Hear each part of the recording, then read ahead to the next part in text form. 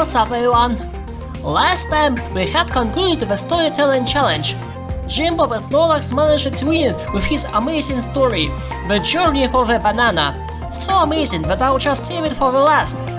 At the same time, Janine the Infernape also managed to earn her immunity after her story. The festival and the White Rabbit helped her to win the tiebreaker over Viet the Jolteon, who is no longer among us. But we still have our main elimination coming up ahead. Who will go down next? Find out after watching our next featured story, A Move to Remember.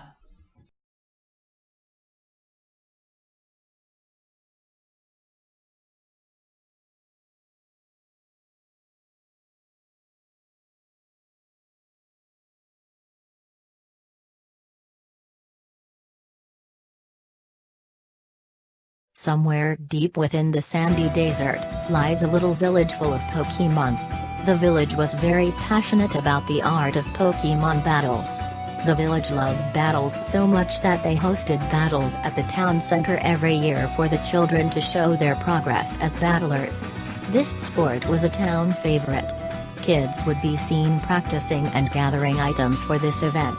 However, some took the sport a little too seriously. Eager and excited parents would have bets for their children, some even pumping their kid up with hardcore medicine to boost their children's strength. Some would train them non-stop, pushing them past their limits. And some were just overall chill with the sport, and didn't really care what happened. Every year the prize for winning this tournament would be different. Sometimes it would be money, other times it would be scholarships to join a professional academy for fighting. Also it would give the parents bragging rights. But the tournament was a week away, and the children were starting to train. Just 1 week left till the tournament starts. Hey Charmander, are you almost at level 12? Yeah, my parents really want me to train hard this year, so we can show it off to their friends. Gee, that's pretty messed up. Well, my parents are known for fighting, you know? You don't need to remind us, Charmander. But don't overdo it, alright? Yeah, okay. Why do the adults do this? Huh? What do you mean? I mean, why they do treat us like we're just things to show off? I mean, my parents don't do the same stuff that your parents do, but they're still creepy. Hey, let's not think about this right now, okay? Okay, let's go get some orange-berry smoothies. Yeah, way to go! Charmander returns home with his smoothie. His parents don't look happy to see him. Where exactly were you? Oh, I was out with Magby and Typic. We went out for smoothies. Look! You were supposed to be practicing Dragon Breath this afternoon. Aren't I supposed to start training tomorrow? No, you were supposed to start yesterday. Remember what we discussed last week? Dear, I don't think we told him last week. Oh god. Okay, look, just start training tomorrow, okay?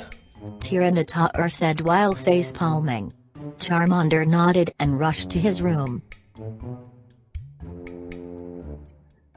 He got up to his room and sat on his bed slurping his smoothie.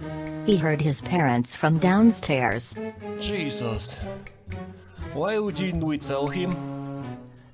If I lose this bet, he's so grounded. Charmander didn't want to be grounded, and chose not to listen to their conversation anymore. He drifted off to sleep, resting for tomorrow.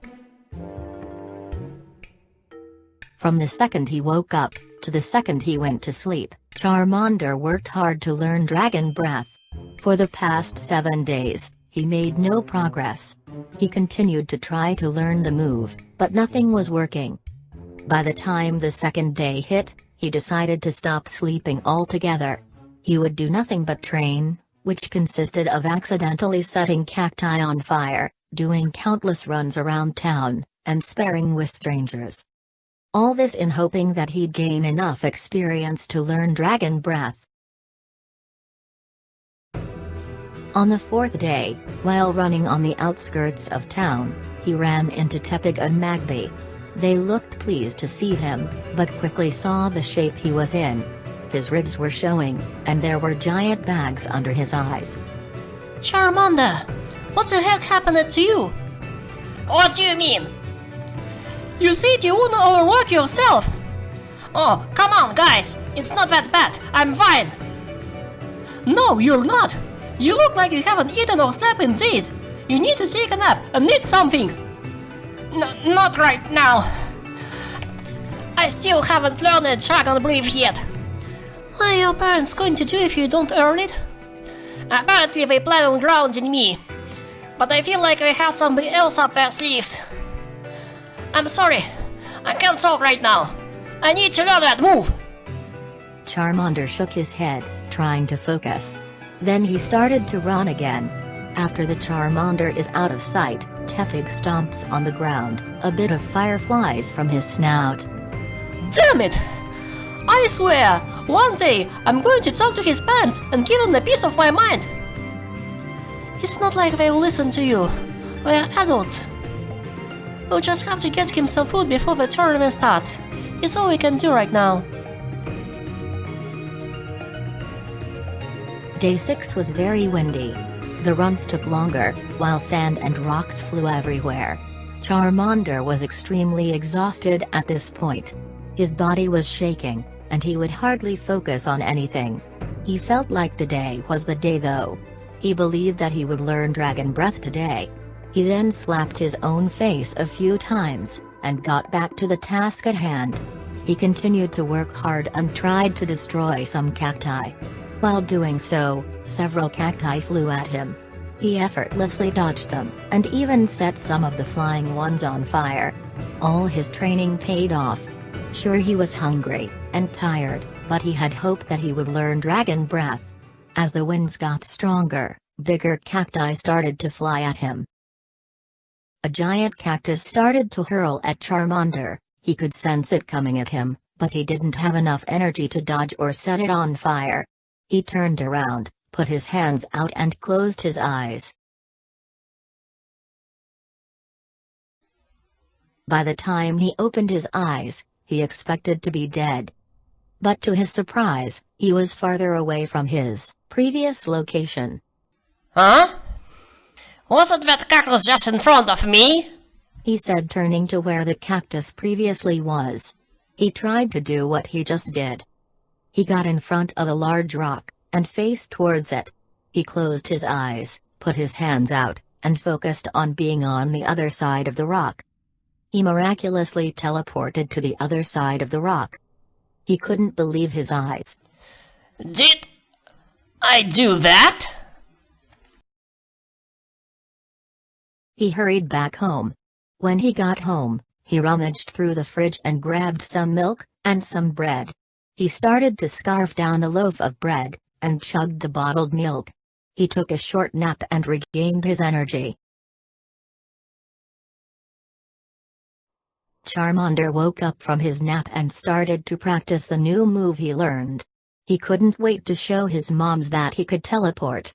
After about 2 hours of practice, he heard his parents entering the house. Charmander rushed downstairs and yelled, I finally learned a move! Well, let's see it. Charmander closed his eyes and put out his hands. He focused hard on being upstairs in his room. He focused his energy and zipped away.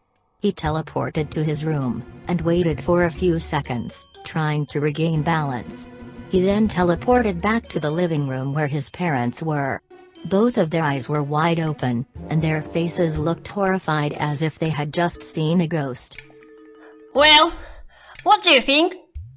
The room was silent. No words could describe what Tyranitar and Charizard had just witnessed. Charmander, please go to your room. Tyranitar said, trying not to lose her cool. Charmander got into possession, but just before he could teleport again, Tyranitar stopped him. Without doing that. Charmander nodded, then skipped upstairs. He hid at the top of the stairs to hear what they had to say. The two Pokemon sat there for a while in silence, none of them wanting to discuss what they just saw. Charizard finally spoke up. What is wrong with our son? Is he a demon? A monster? What the hell is that thing, Charizard? You think I know? Whatever that is, it isn't our Charmander. Our child is a fire type, not some damn psychic. I mean, it could be our son, but maybe he's possessed, or good. Well, whatever it is, we have to get rid of it. Even if that's our son, he's a freak. It will be a mockery, a disgrace. What will people think when we say our Charmander child can suddenly use teleport? We'll be ruined. Tyranitar suddenly realized what she yelled out and covered her mouth. As they continued to talk, Charmander looked surprised. He thought they'd like that he learned a new move. He started to tear up, and ran to his room. His head was racing, and he could hear them still discussing downstairs. He started to cry silently. His emotions were spinning out of control, he couldn't get a grip on reality anymore. He started to think, and come to a conclusion. With tears in his eyes, started to gather his most treasured belongings and pack them into a satchel bag. He wanted to run away. He lied to his friends, his parents thought he was a freak. With the most important people in his life disappointed in him, he thought the best course of action would be to run away, and never return. He also grabbed a few bottles of berry juice, and some bread for the road. He finished packing and teleported outside of the house. With tears in his eyes, he went to leave notes to his friends and family. He wrote that he would be out of their lives, and that he was sorry for everything he's done. He quickly left town, the place he called home. The next day soon followed. It was the day of the tournament. Charizard and Tyranitar woke up after their discussion and went to wake up Charmander. The room door creaked open and the Charizard poked her head inside. Good morning, Charmander. We just wanted to... But before she could finish, she noticed that Charmander was nowhere to be seen. She opened the door and her face went pale. Sarita! Charmander isn't in his room! Did he leave early to go to the festival on time? They noticed the note on the bed. Charizard picked it up and started to read it. She dropped the paper, then started to burst into tears. Tyranitar looked worried, and picked up the paper note she dropped. She read the piece of paper, a tear started to roll down her face. He's gone! She said as more tears started to come. The two mothers held each other and shared their sadness for the fact that they were the reason for why he left. Maybe he's not far. Maybe we can catch you. He's probably far gone from here, Charizard. We won't be able to find him. No, he's probably too far for us to reach him at this point. The two of them would grieve over the loss of Charmander for the rest of their lives. Charmander had already been miles away from his town. He didn't have any plans for the future, but he did know that no one should get hurt because of him or his powers. Charmander went on to have many adventures afterwards. But that's a different story for a different time.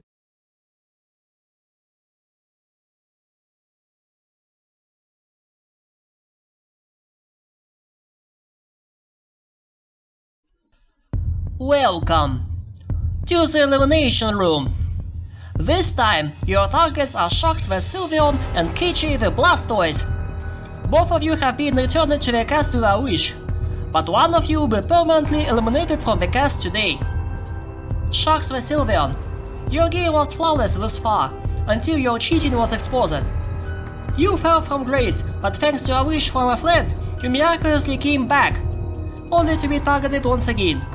You know how it feels, right?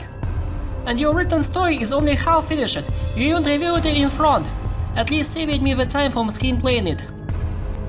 But KJ the Blastoise ignored the challenge completely. He did not submit a story at all, yet he also had the nerve to vote against Shocks. Your relationship between each other is rather special. You crossed each other in the Hypercube challenge, but chose not to attack each other. And both of you are featured in Jinmin's story as well. But look at you now. You are clearly voting against each other. Even with a double vote factor, KJ still believes that votes on Shocks would be enough. And the next one to go down is... KJ the Blastoise. No matter how hard you try, double votes is still a harsh penalty. Your votes ended up getting more weight than votes on Shocks. Your shell is getting too heavy, and its weight is now dragging you down. Fall down.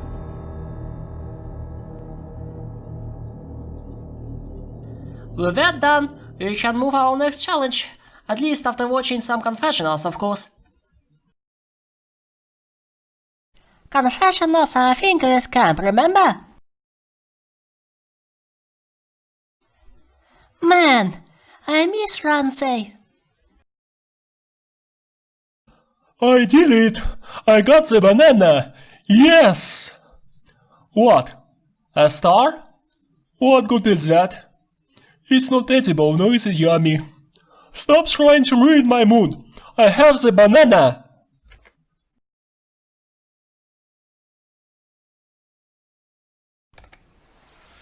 Even though our previous Hypercube challenge involved Pokemon Showdown, not everyone had their chance to fight in their earnest.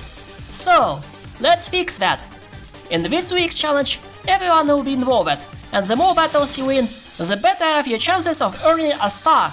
Let's get down to these nitty-gritty details. No doubt you've heard of humans organizing something called gym battles, where they build a team around a certain elemental type and test their team against gym challengers. We'll do it in the same way, except that you will play the role of both gym leaders and gym challengers. Originally, I planned Jaya and Kale to be the challengers, while the rest would be the gym leaders, but right now Jaya and Kale are demoted from their finalist status, because both chose to ignore the previous challenge.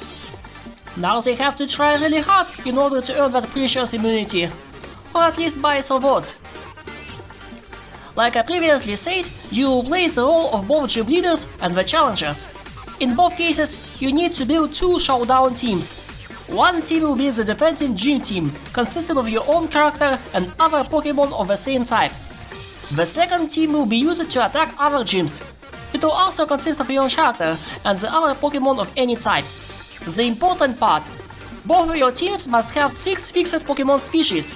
You can freely change the moves of your teams between your battles in any way you want. You can include any Pokemon in either attacking or defending team, with several exceptions. They must not be a mythical, legendary or observed legendary Pokemon.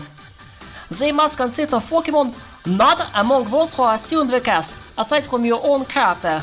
Including Pokemon previously eliminated from the cast in both attacking and defending teams is okay.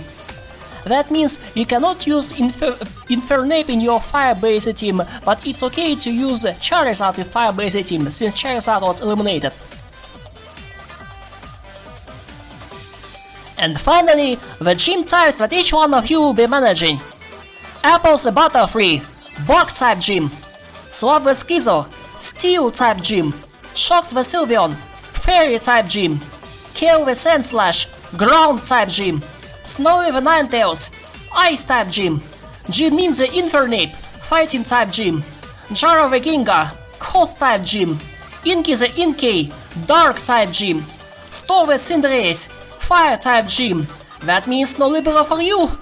And Jimbo the Snorlax, Normal-type gym. To spice things up, I will also allow the characters mentioned above to go Dynamax or Gigantamax anytime they want. Only they will be able to Dynamax, and no other Pokemon that they would include in their attacking and defending team.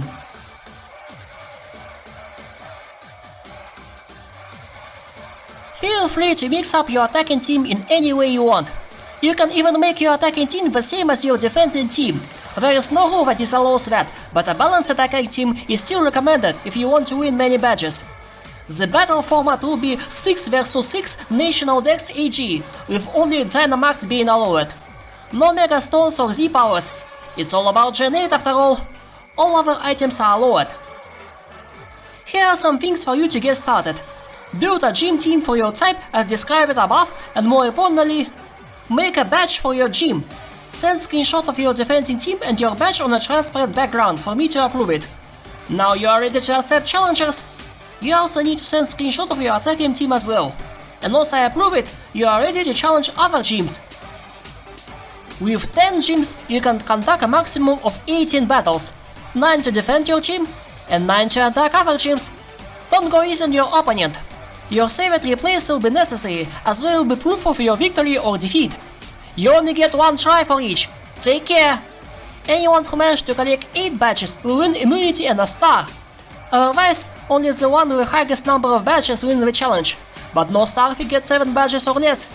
If 2 or more are tied to the highest number of badges, then the winner is the one who defended their gym the most. If a tie happens even then a tiebreaker battle will happen between the 2 attacking teams. This is the hardest Showdown challenge you had so far, and this time you only have 1 week to wrap up all of your matches. How many matches you can arrange between each other? Take care, any challengers with 0 badges will have their votes against them doubled, so work hard toward that first badge. That's all for the briefing, folks. Let the strongest challenger win!